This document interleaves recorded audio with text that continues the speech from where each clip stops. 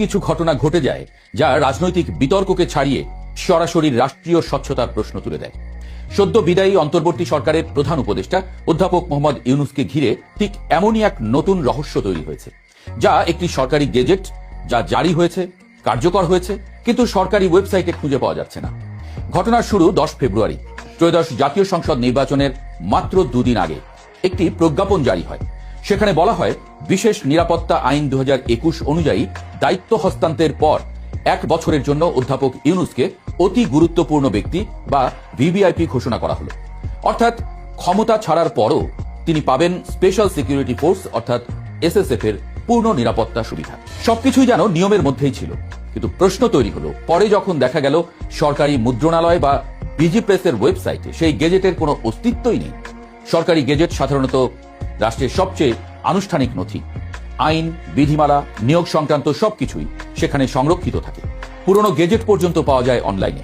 অথচ এই গুরুত্বপূর্ণ ঘোষণাটি হঠাৎ করে অদৃশ্য। আর এখান থেকেই শুরু বিতর্ক। বিজি প্রেসের উপপরিচালক মোহাম্মদ আবু ইউসুফ বিষয়টি নিয়ে একটি গুরুত্বপূর্ণ ব্যাখ্যা দিয়েছেন। তার মতামত, কখনো কখনো সংশ্লিষ্ট সংস্থা নির্দেশ দিলে কোনো গেজেট ওয়েবসাইটে প্রকাশ করা হয় না, অর্থাৎ এটি প্রযুক্তিগত সমস্যা নয়, বরং প্রশাসনিক সিদ্ধান্ত। এই বক্তব্যটি আরো নতুন বড় প্রশ্ন তৈরি করে দিয়েছে। কেন এমন নির্দেশ দেওয়া হলো? কারণ সাধারণ নিয়ম হলো রাষ্ট্রীয় সিদ্ধান্ত জনগণের জন্য উন্মুক্ত থাকবে, বিশেষ করে যখন বিষয়টি একজন সাবেক সরকার প্রধানের নিরাপত্তা সুবিধার সঙ্গে জড়িত। প্রজ্ঞাপনে স্পষ্ট বলা হয়েছে, রাষ্ট্রপতি, প্রধানমন্ত্রী বা প্রধান উপদেষ্টা ও অতি গুরুত্বপূর্ণ ব্যক্তির নিরাপত্তা বিধিমালা 2025 অনুযায়ী ইউনূস দায়িত্ব ছাড়ার পর 1 বছর এসএসএফ সুরক্ষা পাবেন। অর্থাৎ এটি শুধু ব্যক্তিগত সুবিধা নয়, রাষ্ট্রীয় নিরাপত্তা কাঠামোর অংশ। কিন্তু সমালোচকদের প্রশ্ন, নিজের দায়িত্বে থাকা অবস্থায় নিজেকেই ভিভিআইপি ঘোষণা করা রাজনৈতিকভাবে কতটা গ্রহণযোগ্য? তবে এর নজির আছে, কিন্তু প্রেক্ষাপট ভিন্ন। ইউনূসপন্থীরা বলছেন এটি নজিরবিহীন কিছু নয়। 2001 সালে নির্দলীয় সরকারের প্রধান উপদেষ্টা বিচারপতি লতিফুর রহমান দায়িত্ব ছাড়ার আগে একই ধরনের নিরাপত্তা ব্যবস্থা পেয়েছিলেন। তৎকালীন প্রেস সচিব শফিকুল আলমও দাবি করেছেন এটি আইনগত বাধ্যবাধকতা। এসএসএফ আনুষ্ঠানিক অনুমোদন ছাড়া কোনো সাবেক সরকার প্রধানকে নিরাপত্তা দেয় না, তাই এই গেজেট ছিল একটি প্রক্রিয়াগত ধাপ মাত্র। কিন্তু এখানেই আসে রাজনৈতিক বাস্তবতা। বাংলাদেশের ইতিহাসে শেখ হাসিনা বা খালেদা জিয়া দুজনেই ক্ষমতা ছাড়ার পর বিরোধী দলে গেছেন, কিন্তু তারা এসএসএফ সুবিধা পাননি। ফলে প্রশ্ন উঠেছে, কেন এবার ব্যতিক্রম? আরো মজার বিষয় হলো, একই অন্তর্বর্তী সরকার আবার শেখ মুজিবুর রহমানের পরিবারের বিশেষ নিরাপত্তা আইন বাতিল করেছিল। ফলে সমালোচকরা বলছেন, একদিকে নিরাপত্তা সুবিধা বাতিল, অন্যদিকে নতুন সুবিধা সৃষ্টি। এ যেন দ্বৈত নীতি।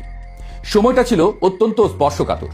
10 ফেব্রুয়ারি গেজেট, 17 ফেব্রুয়ারি নতুন সরকারের শপথ, 28 ফেব্রুয়ারি ইউনূস সরকারি বাসভবন ছাড়লেন। অর্থাৎ ক্ষমতা ছাড়ার আগ মুহূর্তে নেওয়া সিদ্ধান্ত এখন নতুন সরকারের আমলে বিতর্কের কেন্দ্রে। রাজনৈতিক বিশ্লেষকদের মতে, ক্ষমতা হস্তান্তরের ঠিক আগে নেওয়া প্রশাসনিক সিদ্ধান্তগুলো প্রায়ই ভবিষ্যৎ রাজনীতিতে প্রভাব ফেলে দেয়, কারণ এগুলো নতুন সরকারের জন্য এক ধরনের বাস্তবতা তৈরি করে যা সহজে পরিবর্তন করা যায় না। এই গেজেটও কি তেমনই একটি লাস্ট মিনিট স্টেট ডিসিশন? এবার প্রশ্ন, এসএসএফ সুবিধা আসলে কতটা গুরুত্বপূর্ণ? এসএসএফ বা স্পেশাল সিকিউরিটি ফোর্স সাধারণ কোনো নিরাপত্তা ইউনিট নয়। রাষ্ট্রপতি ও প্রধানমন্ত্রীর নিরাপত্তার দায়িত্বে থাকা এই বাহিনী দেশের সবচেয়ে উচ্চ স্তরের সুরক্ষা ব্যবস্থার অংশ। বিধিমালা অনুযায়ী তারা বাসভবন এবং কার্যালয়ের নিরাপত্তা নিশ্চিত করে, অনুষ্ঠান স্থল নিয়ন্ত্রণ করে, দর্শনার্থী ও যানবাহন তল্লাশি করে সম্ভাব্য হুমকি প্রতিরোধে গোয়েন্দা সমন্বয় করে। অর্থাৎ ভিভিআইপি ঘোষণা মানে শুধু নিরাপত্তা নয়, রাষ্ট্রীয় মর্যাদার ধারাবাহিকতা। এ কারণেই প্রশ্নটা রাজনৈতিকভাবে সংবেদনশীল হয়ে উঠেছে। তাহলে গেজেট উধাও কেন? এটা কি স্বচ্ছতা নাকি গোপনীয়তা? এখন মূল প্রশ্ন একটাই, গেজেট যদি বৈধ হয় তাহলে তা লুকানোর প্রয়োজন কেন? সরকারি কর্মকর্তারা বলছেন নির্দেশনা অনুযায়ী প্রকাশ করা হয়নি, কিন্তু কে সেই নির্দেশ দিল, কেন দিল এবং কতদিন গোপন থাকবে? রাষ্ট্র পরিচালনায় স্বচ্ছতা এখন বৈশ্বিক মানদণ্ড। তাই একটি বৈধ সরকারি নথি জনসম্মুখে না থাকা অনেকের কাছে অস্বস্তিকর সংকেত। রাজনীতির ভাষায় এটি শুধু একটি নিরাপত্তা সিদ্ধান্ত নয়, বরং ক্ষমতা, প্রভাব এবং রাষ্ট্রীয় মর্যাদা নিয়ে এক নীরব বিতর্ক। অধ্যাপক ডক্টর মোহাম্মদ ইউনূস এখন আর ক্ষমতায় নেই, কিন্তু তাকে ঘিরে রাজনৈতিক আলোচনা থেমে থাকেনি।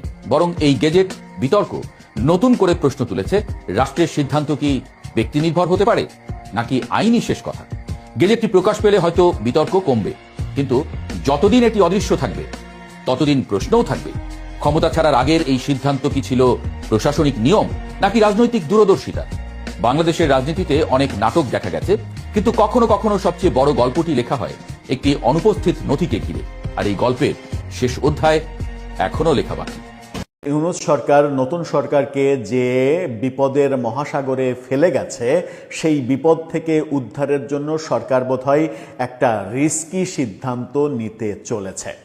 বিপদের কথা বলছি যে বিষয়ে, সেটা হচ্ছে যে আমেরিকার সঙ্গে গোপন চুক্তি করে শেষ বেলায় তার সরকারের মেয়াদ যখন 12 তারিখে নির্বাচনের মাধ্যমে শেষ, তখন 9 তারিখে এই চুক্তি তারা করেছে। এবং আমেরিকার ডিপ স্টেটের পারপাস সার্ভ করার জন্যই যে তারা এসেছিলেন, সেটা ওই ক্ষমতা ছাড়া 3 দিন আগে আমেরিকার সঙ্গে চুক্তি করে প্রফেসর ইউনূস বুঝিয়ে দিয়ে গেছেন যে এখানে তিনি বাংলাদেশের এজেন্ডা নিয়ে এসেছিলেন নাকি আমেরিকার এজেন্ডা নিয়ে এসেছিলেন।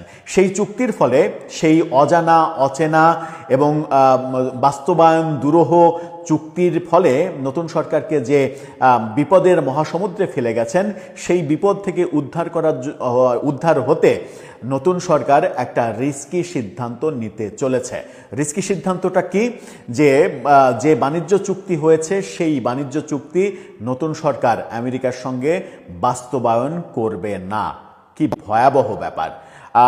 এই ব্যাপার যদি সত্য হয়, যদি বাস্তবায়ন না করে, তাহলে কি নতুন সরকার বিপদে পড়ে যাবে? এবং যদি বাস্তবায়ন করে, তাহলে দেশের কি অনেকটাই আমেরিকার হাতে তুলে দেওয়ার ব্যাপার হয়ে যাবে বলেই সরকার এই বিপজ্জনক সিদ্ধান্ত হলেও সেই সিদ্ধান্তটা নিতে চলেছে।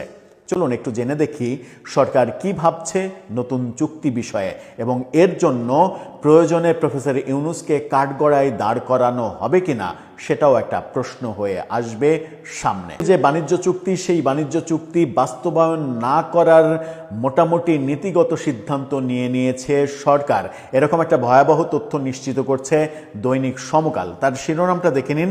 তারা বলছে, মার্কিন শুল্ক বাণিজ্য চুক্তি কার্যকর করতে উদ্যোগ নেবে না ঢাকা। এদিকে তৈরি পোশাক রপ্তানিকারকরা সার্বিক বিষয়ে করণীয় নির্ধারণে আজকে সরকারের সঙ্গে বৈঠক করেছেন বলে জানা গেছে। রপ্তানিকারকরা জানিয়েছেন, বারবার শুল্ক পরিবর্তনের কারণে যুক্তরাষ্ট্রের বাজারে তারা অনিশ্চিত পরিস্থিতির মধ্যে পড়েছেন। বাংলাদেশ যুক্তরাষ্ট্র বাণিজ্য চুক্তি বাতিল বা সংশোধনের কথাও তারা বলছেন।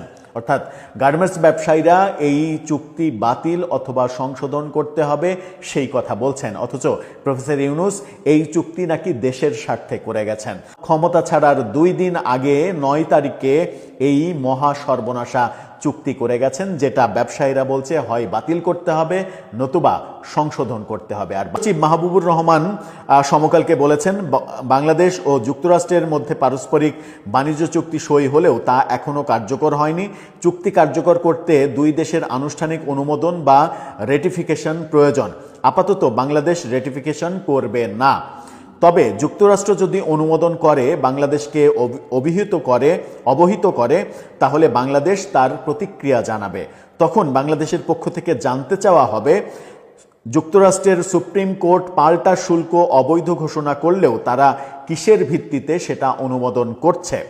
তিনি জানান, আপাতত বাংলাদেশ এই চুক্তি নিয়ে আগ বাড়িয়ে কিছু করবে না, বরং যুক্তরাষ্ট্রের পদক্ষেপের অপেক্ষা করবে। বাণিজ্য সচিব আরও বলেন, যুক্তরাষ্ট্রের সুপ্রিম কোর্ট রেসিপ্রোকাল ট্যারিফকে অবৈধ ঘোষণা করার পর অন্য আইনের আওতায় ইতিমধ্যে দেশটি বিশ্বের প্রায় সব দেশের পণ্যের উপরে 15% শুল্ক আরোপের ঘোষণা দিয়েছে। এই শুল্ক যদি সব দেশের উপর একই রকম হয়, তাহলে বাংলাদেশের পক্ষ থেকে কিছু করার থাকবে না। তবে দেশভেদে শুল্ক কমানোর সুযোগ থাকলে বাংলাদেশ কমানোর বিষয়ে আলোচনা করবে। গত 9 ফেব্রুয়ারি যুক্তরাষ্ট্রের সঙ্গে পারস্পরিক বাণিজ্য চুক্তি সই করে বাংলাদেশ।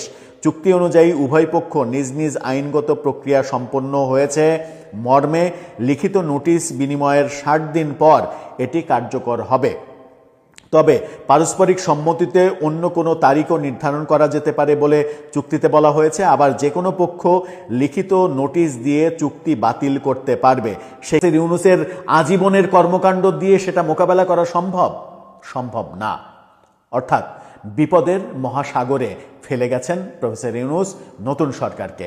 হয়তো ভেবেছেন, আমি আমার কাজ করে যাচ্ছি, তুই বেটা পরে ক্ষমতায় এসে মর না বেঁচে থাক, তাতে আমার কি যায় আসে।